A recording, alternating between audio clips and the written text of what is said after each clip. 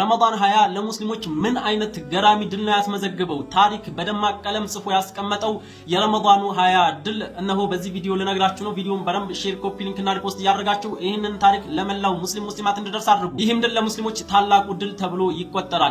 የመካ መከፈት እንደሚታወቀው ነብያችን ሰለላሁ ዐለይሂ ወሰለም ተወልደው ያደጉባት ሀገር በቁረይሾች ጥመት ተንጣ ነበር። ነብያችንም ሰለላሁ ዐለይሂ ወሰለም ለ13 ዓመት ያክል ታገሉ፣ ሞከሩ፣ ለፉ፣ ደከሙ። ነገር ግን ከዕለት ዕለት የሙሽሪኮች የቁረይሾች ጥመት እየከፋ እየባሰ እጅጉን እያስቸገሯቸው እስከ መግደል ድረስ ሙከራ አደረጉ። እዚያም ነብያችን አለይሂ ሰላቱ ወሰለም ከ13 ዓመት ልፋትና ድካም በኋላ በአላሁ ተባረከ ወተዓላ ትእዛዝ መካን ለቀው ወደ መዲና እንዲሄዱ ተደረጉ።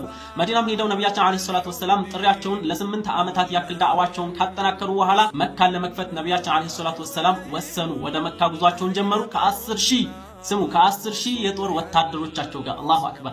ከመካ መዲና እንግዲህ ወደ 400 ምናምን ኪሎ ሜትር ነው። ያን ሁሉ ርቀት ተጉዘው ነብያችን ሰለላሁ ዐለይሂ ወሰለም በ10 ሺህ ጀይሽ ወታደር ታጅበው መካ ገቡ። መካ በገቡበትም ሰዓት ያለምንም መጋደል ነበር። ነብዩ ሰለላሁ ዐለይሂ ወሰለም ማንንም እስካልነካችሁ ድረስ እናንተ ማንንም እንዳትነኩ ብለው መልእክት አስተላልፈው ነበር። አስቡት ነብዩን እንዴት እንዳሰቃዩአቸው ነበር። የመካ ሙሽሪኮች ምናምን ልበቀላላሉ። ሙስሊሞች እጅግ ከሚባለው ላይ ከፍተኛ ኃይል ነበራቸው። ኩፋሮች የመካ ቁረይሾችም ይህንን የጦር ኃይል ለመዳፈር ፍጹም ፈቃደኛ አልነበሩም። ምክንያቱም ውርደት እንጂ ድልን ስለማያስመዘግቡ ይሄንን ሁላ ወታደር መከላከል ስለማይችሉ የነብዩ ጀሽ እጅግ በጣም ከሚባለው በላይ ባለ አቅም ስለነበረ ማለት ነው። ከዚያም መካን ያለምንም ግድያ ማለት ነው ቁረይሾች በየቤታቸው ገብተው ተደበቁ። ነብያችን አለይሂ ሰላቱ ወሰለም ከነ ወታደሯቸው ካዕባ ጋር ገቡ ማለት ነው። ነብያችን ሰለላሁ ዐለይሂ ወሰለም ካዕባ በገቡበትም ሰዓት ዙሪያውን በካዕባ የነበሩ 360 እና እንደዛ የሚደርሱ ጣዖታቶችን ምን አደረጉ? ነብያችን ሰለላሁ ዐለይሂ ወሰለም ወቁል ጃአል ሐቁ ወዘሀቀል ባጢሉ ኢነል ባጢለ ካነ ዘሁቃ እያሉ ጣዖቶችን አመድ ዱቄት አድርገው ሰባብሮ አስወገዷቸው። እነዛ እንግዲህ ጣዖቶች ጌታ ናቸው ብለው የሚያመልኳቸው ናቸው፣ የመካ ሙሽሪኮች ማለት ነው።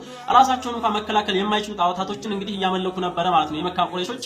ከዛም ነብያችን አለይሂ ሰላቱ ወሰለም መበቀልን አልፈለጉም ነበረ። እንደዛ አዛ ሲያደርጓቸው ሲያስቸግሯቸው የነበሩትን የመካ ቁረይሾችን አፉ ብያቸዋለሁ ነብያችን ሰለላሁ ዐለይሂ ወሰለም የመካን ቁረይሾች አማና ሰጥቷቸው። ሱብሃንአላህ ተመልከቱ። ይህ ድል የካዕባ መከፈትን ብቻ ሳይሆን ከዚያ በኋላ ብዙሃኖች በግሩፕ እየሆኑ ፈውጀን ወደ እስልምና የገቡበትም ትልቅ ድል ነበረ ማለት ነው። ኢስላም እጅግ በጣም የተስፋፋበትና የተሰራጨበት ትልቅ አጋጣሚ መፈጠር ችሎ ነበር ማለት ነው። በዚህ በትልቁ የሙስሊሞች ድል ማለት ነው ፈትሁል አዕዘም ነው ይህ የካዕባ የመካ መከፈት ማለት ነው። ይህ ክስተት እንግዲህ ረመዳን 28ኛው ዓመተ ሂጅራ ላይ ነው የተመዘገበው ማለት ነው። አሁንም አላሁ ተባረከ ወተዓላ በየቦታው ለሙስሊሞች ድሉን ቅርብ ያድርግላቸው።